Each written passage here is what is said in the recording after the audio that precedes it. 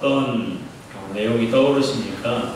충성하면 군이 떠오르고 충성하면 아마도 국기에 대한 그런 맹세가 떠오르지 않을까라는 생각을 해봅니다.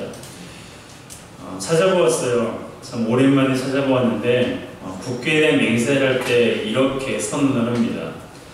나는 자랑스러운 태극기 앞에 자유롭고 정의로운 대한민국의 무궁한 영광을 위하여 충성을 다할 것을 굳게 다짐합니다. 자, 여러분 대한민국 국민이시죠? 대한민국 국민은 무엇의 영광을 위해서? 대한민국의 무궁한 영광을 위해서 충성을 다해야 돼요. 그 충성을 다하기 위해서 실행해야 할 의무가 4가지가 있습니다. 4가지가 있죠. 뭐예요? 국방의 의무, 납세의 의무, 교육의 의무, 그리고 근로의 의무입니다. 이 4가지 의무를 잘 감당할 때에 비로소 내가 국가에 대해서 충성하고 있다라고 말할 수가 있는 거예요. 자, 열심히 충성하고 계시죠? 특별히 우리는 하나님을 믿는 사람으로서 믿지 않은 사람들보다 더 나라를 사랑해야 되고 더 이 나라에 대해서 충성을 해야 됩니다. 열심히 배우시고요. 이 나라의 안보를 위해서 신고정신도 투철하게 가지시고 그리고 내야 할 세금은 숨기지 마시고 정직하게 하나님 앞에서 그리고 납세를 하시고 열심히 우리가 힘이 닿는 날까지 열심히 일을 하는 것이 바로 이 나라에 대해서 충성을 하는 것입니다. 이와 같이 충성은 국민으로서 참 중요한 덕목이에요.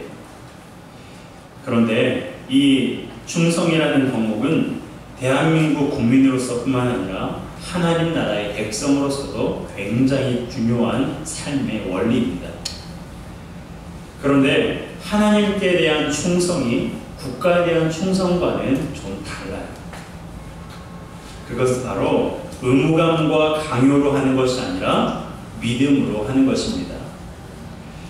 그래서 헬라어 원문에는 충성과 믿음을 피스티스라는 한 단어로 사용하고 있어요. 로마서 1장 17절 하반절 말씀을 함께 읽겠습니다. 시작. 기록된 바 오직 의인은 믿음으로 말미암아 셈이라 함과 같으니라. 여기 믿음이 피스티스 혹은 피스토스로 기록되고 있고요. 고린도전서 4장 2절입니다. 함께 읽습니다. 그리고 맡은 자들에게 구할 것은 충성입니다. 이 또한 피스티스로 기록하고 있어요. 믿음과 충성을 한 단어로 사용하고 있는 것입니다. 이외에도 피스티스는 신실하다, 진실하다라는 말로 번역되고 있는데요. 골로새서 1장 2절 상반절입니다. 함께 읽습니다. 골로새에 있는 성도들 곧 그리스도 안에서 신실한 형제들에게 편지하노니. 에베소서 6장 21절 하반절입니다. 주 안에서 진실한 일꾼이 두기고가 모든 일을 너희에게 알게 하리라. 여기에서 신실한, 진실한 이 말 또한 피스티스라는 헬라어 단어로 사용되고 있다는 거예요. 이와 같이 충성은 하나님에 대한 믿음 그리고 신실하고 진실한 행동을 의미하는 것입니다. 히브리서 11장, 흔히 믿음장이라고 하죠. 이 11장에서 믿음의 사람들을 소개할 때 그들에게 믿음이 있다라고 말하면서 동시에 언급하고 있는 게 무엇이냐면 바로 그들의 행동이 있어요. 믿음으로 누구는 하면서 그 믿음의 행함을 기록하고 있는 것을 보게 되는데요. 히브리서 11장 4절 상반절입니다. 함께 읽습니다. 믿음으로 아벨은 가인보다 더 나은 제사를 하나님께 드림으로 의로운 자라 하시는 증거를 얻었으니. 자, 믿음으로 아벨은 믿음이 있다. 왜 믿음이 있다고 말하냐? 가인보다 더 나은 제사를 하나님께 드렸기 때문이다 라고 말씀하고 있어요. 8절입니다. 함께 읽습니다. 믿음으로 아브라함은 부르심을 받았을 때에 순종하여 장래의 유업으로 받을 땅에 나아갈 때 갈 바를 알지 못하고 나아갔으며. 자, 아브라함도 믿음이 있어요. 그런데 그 믿음의 행동이 뭐예요? 부르심을 받았을 때 순종해서 나갔습니다.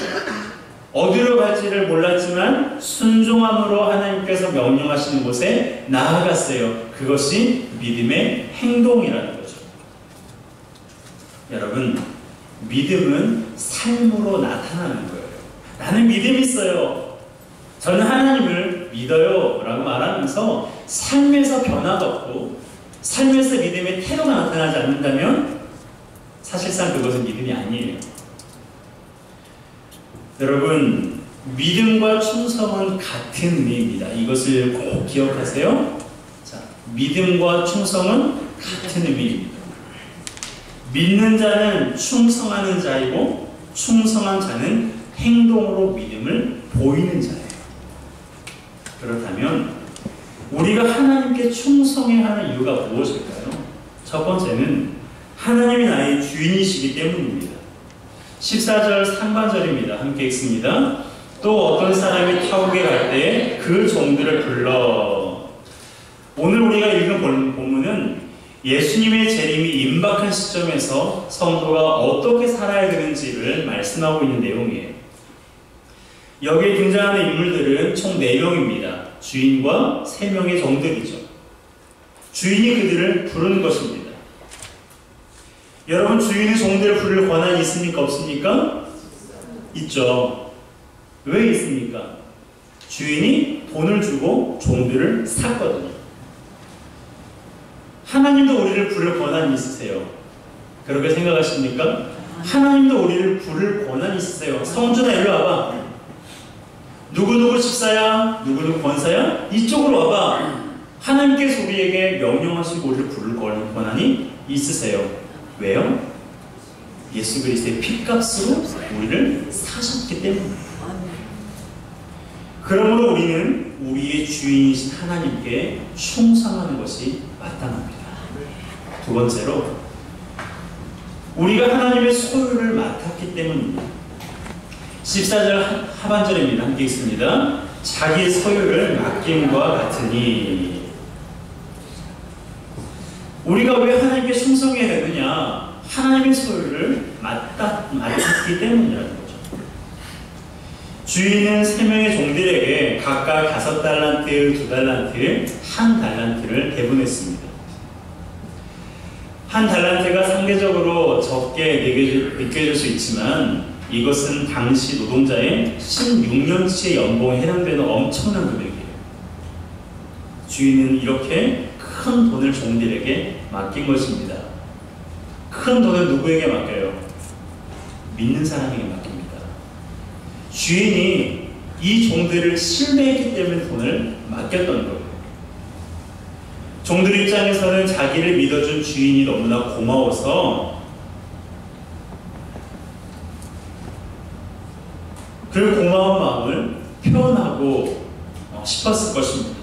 그래서 2명의 종은 나아가서 장사를 했다라고 말씀하고 있고요. 한 종은 땅속에 감추었다라고 기록하고 있어요. 성경을 자세히 보시면 주인이 종들에게 장사하라고 명령했나요? 내가 5달란트를 줄 테니까, 내가 2달란트, 1달란트를 줄 테니까 이것으로 장사하라는 명령이 있습니까? 아니에요. 주인은 명령하지 않았어요. 그리고 주인은 내가 이 돈을 줄 테니 5달란트 받은 사람, 너는 10달란트를 만들어. 너는 4달란트를 만들고 너는 2달란트를 만들어 라고 각각의 명령도 하지 않았습니다. 그럼에도 불구하고 2명의 종들은 그저 자신을 믿어준 주인이 고마워 스스로 장사하여 이윤을 남기는 거예요. 16절에 이렇게 말씀하고 있잖아요. 5달란트 받은 자는 바로 가서 그것으로 장사해요. 그리고 2달란트 받은 자도 그같이 했다라고 말하고 있어요. 그 엄청난 금액을 맡겨준 그 주인이 너무너무 고마워서 자발적으로 그렇게 주인에게 충성을 다한 것입니다. 우리도 하나님께 하나님의 것을 맡았습니다. 내 것이라고 말하는 모든 것이 사실은 하나님의 거라는 거 잘 아시죠? 내 것이라고 말하는 그 모든 것은 하나님이 허락하셨기에 내 수중에 들어와 있는 거예요. 내 몸도 마음도 나의 생명도 재산도 그리고 자식도 하나님이 잠시 우리에게 맡겨주신 것입니다. 그러므로 우리도 두 명의 종들과 같이 우리를 믿고 맡겨주신 하나님께 감사한 마음으로 충성하는 것이 당연한 것입니다. 세 번째로 우리가 왜 하나님께 충성해야 되느냐? 그것은 결산할 때가 있기 때문이에요. 19절입니다. 함께 읽습니다. 오랜 후에 그 종들의 주인이 돌아와 그들과 결산할세. 여러분, 내 것이 아닌 것에 대해서는 반드시 결산할 때가 옵니다. 여러분, 은행에 돈 맡기셨죠? 적금하기도 하고 청약을 붓기도 하고 저축을 하기도 하실 텐데, 은행에 돈을 맡기면 나중에는 어떻게 됩니까? 그 돈을 내가 찾죠. 필요할 때 그 돈을 찾습니다. 내 돈이니까 내가 찾는 게 당연한 거예요. 그렇죠? 그러니 같은 맥락에서요, 주인이 오랫동안 타국에 가서 돌아왔을 때 자기 종들을 불러서 자기가 맡긴 그 돈을 결산하는 것이 당연한 것인 거죠. 당연한 일이에요. 맡겼으면 내버려두지 뭘 그렇게 결산하냐라고 생각할 수 있는 게 아니에요. 자기 돈이니까 결산하는 것이 당연한 것입니다. 하나님도 마찬가지입니다. 방금 말씀드렸죠. 하나님, 우리가 내 것이라고 말하는 그 모든 것은 하나님께서 우리에게 잠시 맡겨주신 거예요. 맡기셨으니 반드시 결산할 때가 있다는 것입니다. 그때까지 우리가 할 일은 우리에게 맡겨진 것을 잘 감당하고 충성하는 거예요. 하나님이 나에게 생명을 맡기셨잖아요. 그러면 그 생명에 닿는 그날까지 열심히 살아야 돼요. 하나님은 우리에게 마음을 맡기셨잖아요. 그러면 그 마음에 선한 마음을 쌓기 위해서 힘써야 되는 거예요. 그리고 가정과 교회를 맡기셨잖아요. 때문에 하나님의 뜻을 이루는 공동체가 되도록 협력해야 됩니다. 그렇다면 하나님께서 우리에게 이 귀한 것들을 맡기셔서 우리는 그것을 감당하고 충성해야 되는데, 그러면 어떤 모습이 하나님 앞에 충성하는 모습일까? 첫 번째는 적은 일에 충성하는 거예요. 21절입니다. 함께 읽겠습니다. 그 주인이 이르되 잘하였도다 착하고 충성의 종아, 네가 적은 일에 충성하였음에 내가 많은 것을 내게 맡기리니 내 주인의 즐거움에 참여할지어다 하고. 자, 주인이 종의 무엇을 칭찬하고 있습니까? 그렇죠? 적은 일에 충성한 것을 칭찬하고 있어요. 주인의 관심은, 와, 네가 10달란트 얻었어? 네가 4달란트를 남겼어? 주인의 관심은 돈의 액수가 아니었어요. 네가 적은 일에 정말로 충성했구나. 주인의 관심은 오로지 그것이었습니다. 투자에 대한 이윤이 아니었어요. 그렇습니다. 여러분, 우리에게 중요한 것은 바로 성실하게 감당하는 것. 우리 눈에 커 보이는 것만이 아니라 사소해 보이는 일이라 할지라도 성실하게 감당할 때에 하나님께서 우리에게 참 잘했다, 나의 충성된 종아라고 우리에게 말씀하시는 겁니다. 여러분, 하나님의 말씀을 선포하는 것, 설교하는 것 참 중요한 일입니다. 그럼 설거지하는 것은 어떨까요? 설교하는 것과 설거지하는 것 중에 뭐가 더 중요해요? 똑같아요. 하나님의 말씀을 맡은 저는 말씀을 전하는 것이 사명이고, 하나님께 하나님의 전을 섬기는 그런 봉사를 맡은 사람은 그것이 사명이라는 거죠. 한 그룹의 장으로 섬기는 것, 그것이 중요한 거, 그리고 그 그룹 원으로 숨기는 것도 참 중요하다는 것입니다.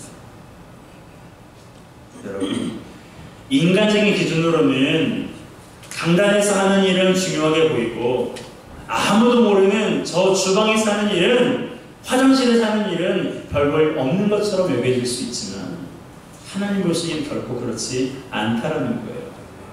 그 누구 하나 내가 무엇을 하는지 알지도 못하고 내가 어떤 봉사와 어떤 헌신을 하고 있는지 알지 못할지라도 하나님께서는 묵묵히 섬기는 그 사람을 어루만지면서 참 잘하고 있구나, 참 착하고 충성의 종아라고 주님께서 우리를 어루만져 주신다는 사실입니다.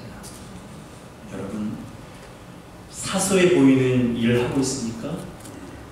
누구 하나 알아주지 않아서 마음이 상해서 내가 이 일을 언제까지 해야 되나 라는 그런 고민을 하고 있는 분이 계십니까?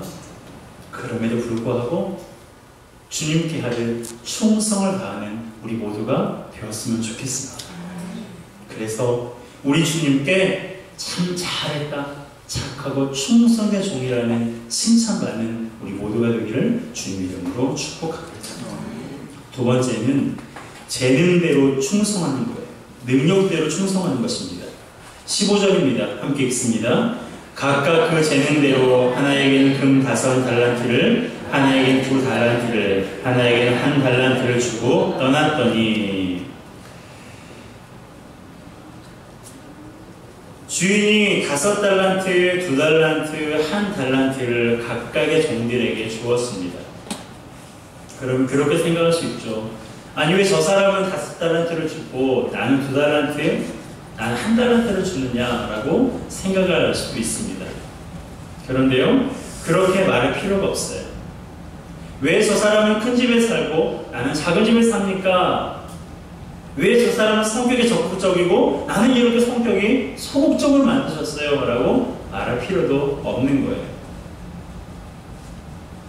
왜 저 사람은 재밌는데 저는 말만 하면 진지 모드냐고 그렇게 하나님 앞에 불평할 필요도 없습니다. 왜냐하면 우리를 가장 잘 아시는 분은 내가 아니라 누구예요? 주님이시기 때문에 그래요.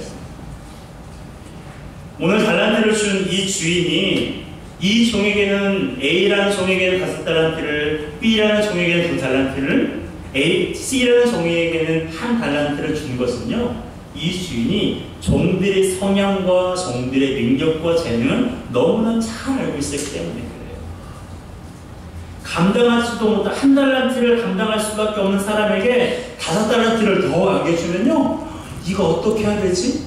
감당이 안 돼요. 아마 제 수중에요, 갑자기 100억이라는 돈이 푹 떨어지면요,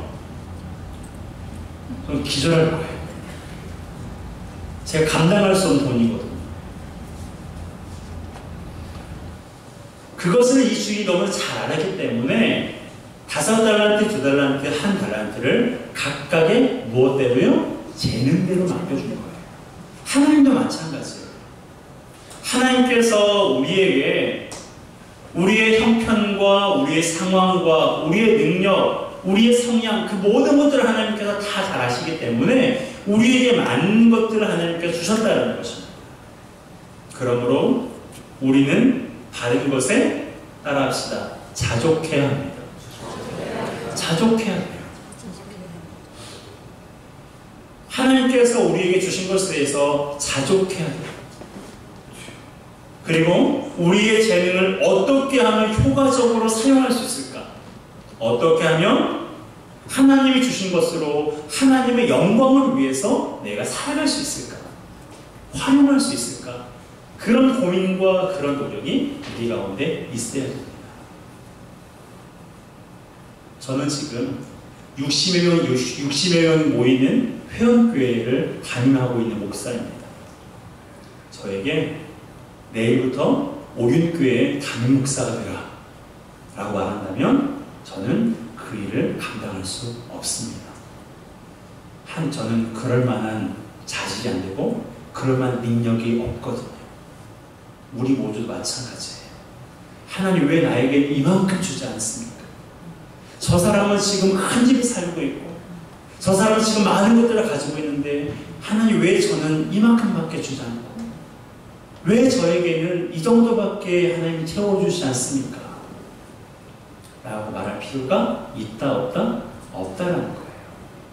그저 물론 우리의 노력 여하에 따라서 그럴 수도 있습니다. 하지만 열심히 노력하고 애씀에도 불구하고 세상적인 기준에 미치지 못한다 할지라도 우리가 낙심할 것이 아니라 자족하며 우리에게 주어진 것으로 하나님을 영화롭게 하는 것이 지금 우리가 해야 할 일이다라는 거죠. 여러분, 하나님께서 여러분에게 재능을 주셨습니다. 여러분 각자에게 하나님께서 달란트를 주셨어요. 이 사실을 믿으십니까?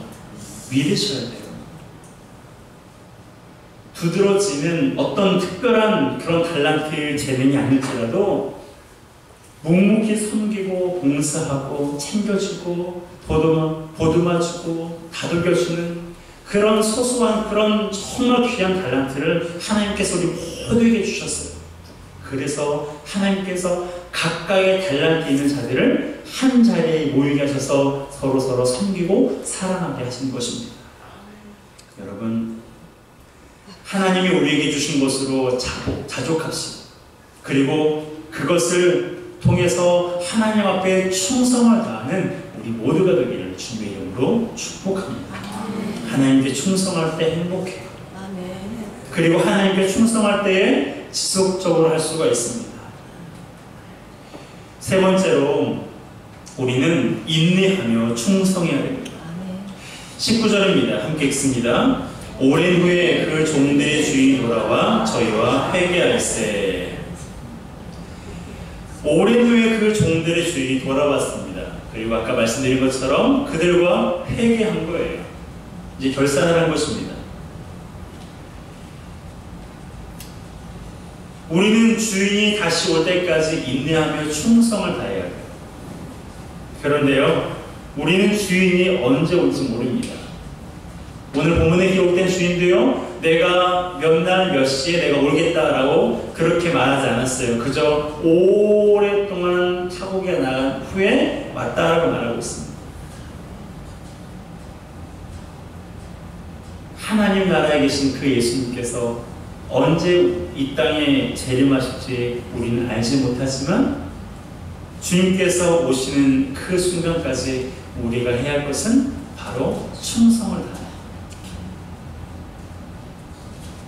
반드시 결산할 때가 있고 회개할 때가 있다는 사실을 우리는 기억해야 됩니다. 그때까지 우리는 충성을 멈추는 것이 아니라 주님께서 오실 것을 확신하며 인내하며 충성을 다해야 돼요. 여기에서 더 나아가면 이후에도 잠시 나누겠지만 요한계시록 2장 10절에 기록된 말씀처럼 죽도록 충성해야 됩니다.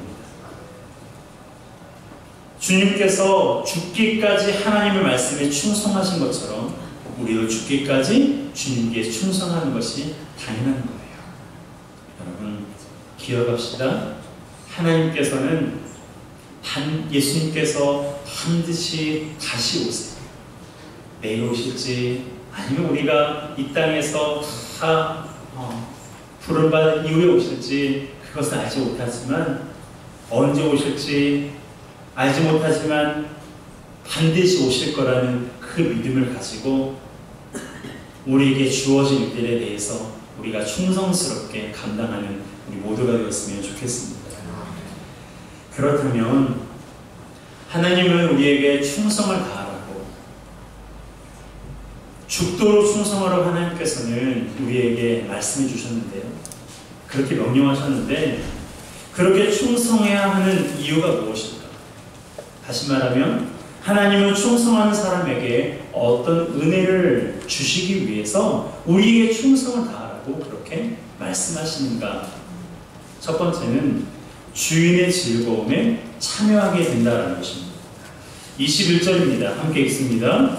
그 주인이 이르되 잘하였도다 착하고 충성된 종아, 네가 적은 일에 충성하였으매 내가 많은 것으로 내게 맡기리니 내 주인의 즐거움에 참여할지어다 하고. 아멘. 여러분, 우리의 인생의 주인이 누구시라고요? 예, 하나님이십니다. 그러므로 주인의 즐거움은요, 여기서 말하는 주인의 즐거움은 예수님의 즐거움이에요. 아멘. 그런데 그분의 즐거움에 참여할 수 있는 사람이 누구라고요? 충성하는 사람이에요. 적은 일에 충성하는 사람, 하나님이 맡겨주신 그 일들을 인내하며 죽기까지 충성하는 그 사람에게 바로 주인은 나의 즐거움에 네가 참여할 것이다 라고 말씀합니다. 여러분, 이 즐거움은요, 세상에 줄 수 없는 즐거움이에요. 사람들의 핍박에도 사라지지 않는 즐거움입니다. 머리 줄 것도 없을 정도로 가진 게 없지만 그럼에도 약해지지 않는 즐거움이고, 자기 몸에서 물과 피가 쏟아지고 있었지만 그럼에도 지속되는 영원한 즐거움, 예수 그리스도가 누리신 그 영원한 즐거움을, 그 즐거움 속에 우리를 초청하신다는 거예요. 여러분, 이 즐거움 가운데 동참하기 원하지 않습니다. 우리 모두가 예수 그리스도께서 경험하신 그 즐거움 가운데 우리가 참여하기 원합니다. 그 즐거움이 세상 일로 속상하고 가슴 아픈 우리 마음을 씻겨주시고 평안함을 주시기로 믿습니다. 여러분, 예수님께서는 세상에 줄 수 없는 그 평안과 그 기쁨과 즐거움 가운데 거하신 분이세요. 십자가상에서 사람들의 모욕과 배신과 배반, 그 수많은 인생의 고통과 아픔 속에서도 예수 그리스도 안에는 평안과 기쁨이 사라지지 않았습니다. 여러분, 그런 평안, 그런 기쁨 누리고 싶지 않습니까? 즐겁고 기쁘다가도 인생의 어려움을 만나면 피 쓰러져서 슬퍼하고 괴로워하는 그런 것, 그 어떤 형편과 상황 속에서도 예수 그리스도께서 누리신 그 즐거움 가운데 동참하고 싶지 않으십니까? 바로 그 주인의 즐거움에 참여할 수 있는 그 사람이 누구냐? 주님의 말씀에 충성하는 사람이에요. 두 번째로, 하나님을 충성하는 사람에게 어떤 은혜를 주십니까? 바로 생명의 면류관을 주십니다. 요한계시록 2장 10절 하반절입니다. 함께 읽습니다. 내가 죽도록 충성하라. 그리하면 내가 생명의 면류관을 내게 주리라. 할렐루야. 따라합시다. 생명의 면류관을 너에게 주리라. 할렐루야. 네가 죽도록 충성하라. 그리하면 내가 생명의 면류관을 너에게 줄 것이다 라고 말씀하셨습니다. 그분은 신실하신 분이세요. 우리가 그분에게 충성을 다하면 하나님께서 우리에게 생명의 면류관을 주십니다. 이것을 다시 말하면 뭐예요? 우리가 죽도록 믿음을 지키면, 우리가 끝까지 예수 그리스도를 믿고 의지하면 생명의 면류관을 얻게 된다. 그런데요, 이 말씀은, 우리가 방금 읽은 요한계시록 2장 10절의 이 말씀은요, 평안한 가운데 주어진 말씀은 아니에요. 극심한 황제의 숭배 강요 속에서 죽음의 위협을 받고 있는 성도들을 향한 단호한 명령입니다.